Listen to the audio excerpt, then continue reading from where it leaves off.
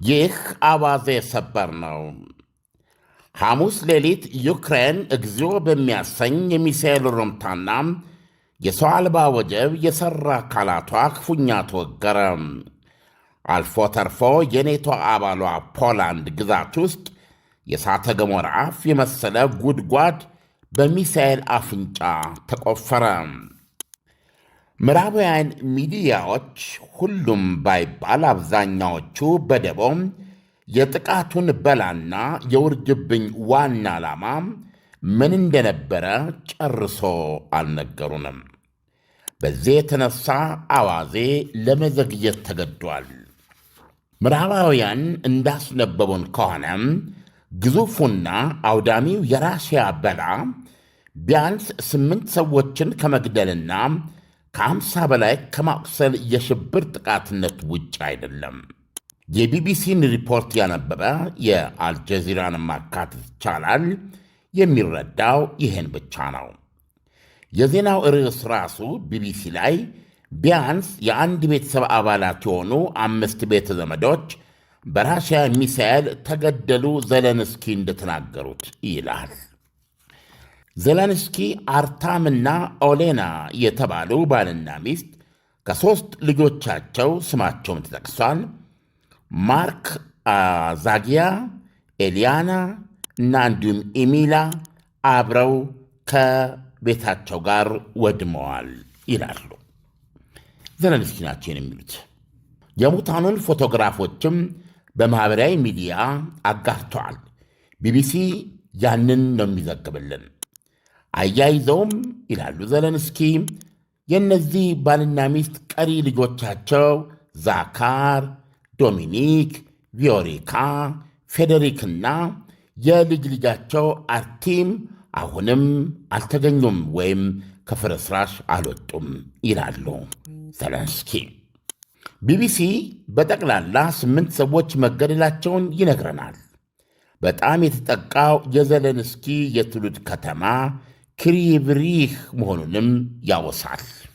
ዘለንስኪ የራሽያ ጥቃት የትውልድ ቀያቸው ውስጥ አንድ ተራ ወይም መደበኛ ቤት ማውደሙን መግለጻቸውን ይነግረናል። ከዛም ዘለንስኪ ይህ የራሽያ እኩይ በመላው ዓለም ብቻ ነው ሊገታ የሚችለው አሉ ይለናል። የራሽያ ሚሳኤል ፖላንድ ውስጥ ማረፉንም ይጨምራል። የቀሩትንም ሟቾች ስም ይነግረናል። የፖላንዱ ጠቅላይ ሚኒስትር ዶናልድ ታስክ ፖላንድ ግዛት ውስጥ 100 ኪሎ ሜትር ዘልቆ ገብቶም የገጠር ሜዳ ላይ ጉድጓድ የቆፈረው ኬኤች 101 የራሽያ ቦሊስቲክ ሚሳኤል ሳይሆን እንዳልቀረ መናገራቸውንም ቢቢሲ ያክላል። ከዛ የዩክሬን የራሽያ አማዞን በሚባለው ዋይልድ ቤሪ ላይ ያደረሰውን ጉዳት ጥልቀት ይነግረናል። ለጥቆ ዩክሬን ራሷን ለመከላከል ፓትሪዮት ሚሳኤል እንደሚያስፈልጋት መግለጿን ያውሳናል። አብዛኛው ቦሊስቲክ የሆኑ 70 ሚሳኤሎችና 280 ሰው አልቦችን ራሽያ ለምን ተኮሰች? ስለ ኢላማዎቹስ ቢቢሲ ምን አለ?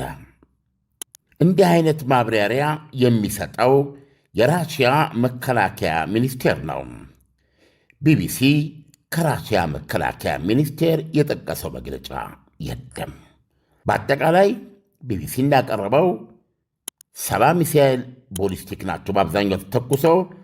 ዩክሬን ከዚህ ውስጥ ምን ያህል እንደመታች አይገልጽም። ከ280 ሰው አልቦች ውስጥ ግን 260ዎቹን መታ እንደጣለች ይነግረናል። ዜናው እዚህ ላይ ነው የሚያበቃው። አዋዜ ለእናንት ለአድማጮች እውነታውንና ሚዛናዊነት ለመስጠት የተለያዩ ዜና ምንጮች እንደታወቁት እንደነ ቢቢሲ፣ ሲኤንኤን ወይም አልጀዚራ ባይሆኑም ለማየት በሞከረበት ጊዜ ውድ አድማጮች አንዳንድ የተለዩ መረጃዎች አግኝቶ ነበር። ነገር ግን አዘውትረን የማንጠቀምባቸውና በነፃ ምንጭነት እኛም አፋችንም ሞልተን ልንናገርላቸው የማንችል በመሆናቸው እነሱ ላይ የቀረቡትን ዝርዝሮች በተለይ ራሽያ እነዚህ ተኮሰቻቸው ሚሳኤሎች የት እንዳነጣጠሩና ውጤቱንም በተመለከተ ያለቻቸውን ከነሱ ለመውሰድ አልቻልኩም። ነገር ግን ልፋቴ መና አልሆነም። ዘጋርዲያን የእንግሊዙ ጋዜጣ ይዞ የወጣውን ዘገባ ለማነጻጸሪያነት ልንገራችሁ። ቢቢሲ የሰማችሁት ነው። አልጀዚራም ከዚህ የተለየ አይደለም። ማናችሁም ገብታችሁ ማየት ትችላላችሁ። ሌሎችም አላወሱትም ቶታሊ ማለት ይቻላል።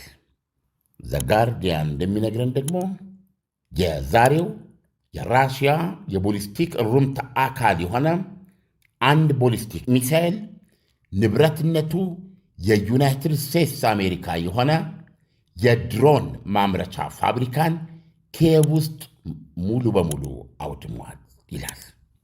የወደመው የሰው አልባ ማምረቻ ፋብሪካ በንብረትነት የተመዘገበው አሜሪካ ዴልዋር ውስጥ ነው። በዚህ የጦርነት ጊዜ ውስጥ ከ4 ዓመት ተኩል በላይ ሞስኮ የአሜሪካንን ኩባንያ ስታወድም የመጀመሪያው ነው ይላል።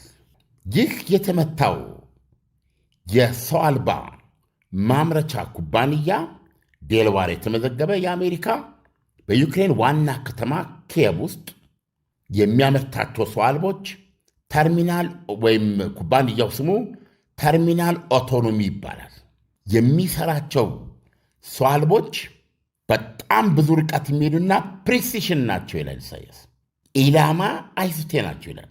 ለምንድን ነው ኢላማ አይስቴ? እነዚህ ተርሚናል ኦቶኖሚ የተባለ የአሜሪካ ኩባንያ እያመረተ ዩክሬን የምትጠቀምባቸው ሰው አልቦች የራሽያ የኤሌክትሪክ ጃሚንግ ወይም ብዙ ሰው አልቦች አሁን የኤሌክትሪክ ሲስተማቸውን ጃም በማድረግ ከተልኳቸው ማሰናከል ይቻላል። እነዚህኛዎቹ በዚህ መንገድ አይወድቁም።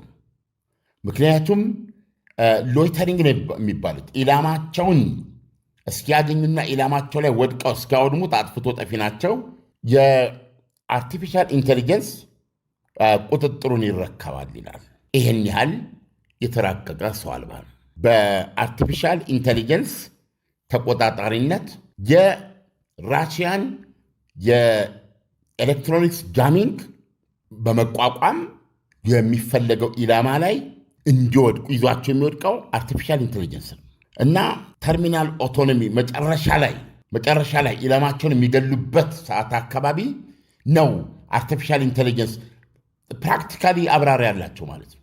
እና በዛ ሰዓት ማንኛውንም ነገር ተቋቁሞ ወደ ኢላማቸው ወደሚፈለገው ኢላማ አናቱ ላይ ይዟቸው የሚወድቅ ማለት ነው። የዩክሬን ሚሳኤል ከፍተኛ ጉዳት እንዳመጣባት